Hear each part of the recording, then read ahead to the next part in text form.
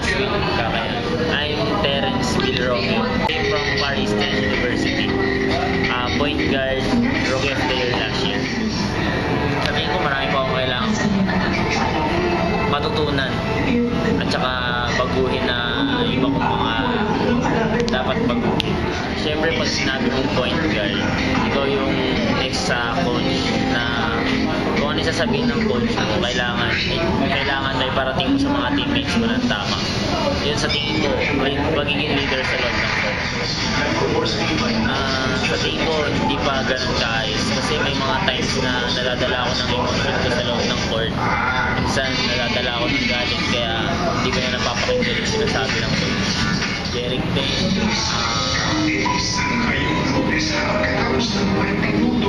magaling siya offense eh. Sobrang galing niya sa offense and defense niya.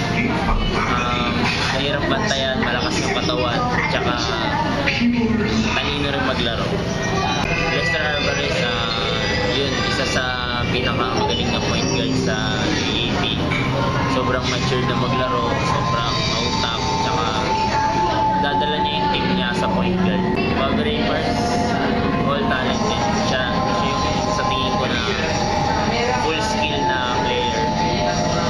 Athletic, mabilis, malakas, skillful, sa kanya na. Iferabel, siyempre alam naman natin talented, matalino maglaro, tsaka sobrang skillful na player. Sa tingin ko hindi pa ganun kaganda kasi yun nga, lagi kami nag-aabol pagdating ng court. Gusto namin na first pa lang kung kaya na namin madiin na namin kasi mahirap talaga pag ikaw ay nag-ahabol sa court, hindi mo masasabi yung mangyayari. Tumatakbo sa isip ko pag ganun, gusto ko agad bumawi, gusto ko yung bagay na makakatulong sa team. Gusto ko manalo, gusto ko na bumawi ka agad pag nagkakagano. Sa tingin ko yung para sa akin Adamson kasi magaling yung point guard nila, tapos yung backcourt nila may Alex Noyles, mayroon Losada, parehong malalaki. Magkakatapat kami sa magkaibang aspeto, kaya nila kaming postehan dahil maliliit kami, pero kaya naman namin silang igaan sa bilis dahil maliliit kami. Hindi po ba sapat na yung trigger kayo para magpabilis ka? Ay, hindi sapat yun. Kailangan buo kami. Kailangan namin si Kuya Alfred, si Papa namin Bigman, para kasi hindi kaya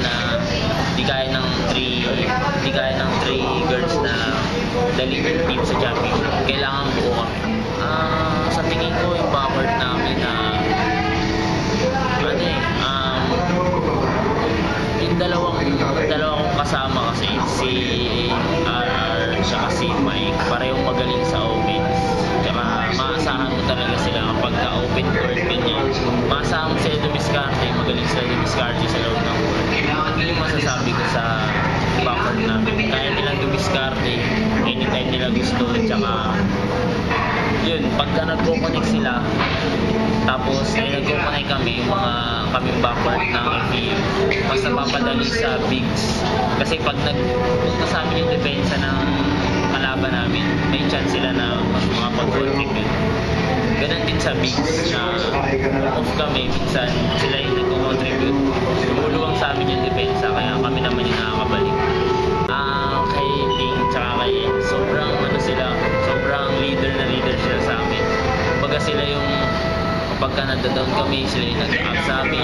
May mga bagay kami na hindi alam, sa kanila kami nagtatanong.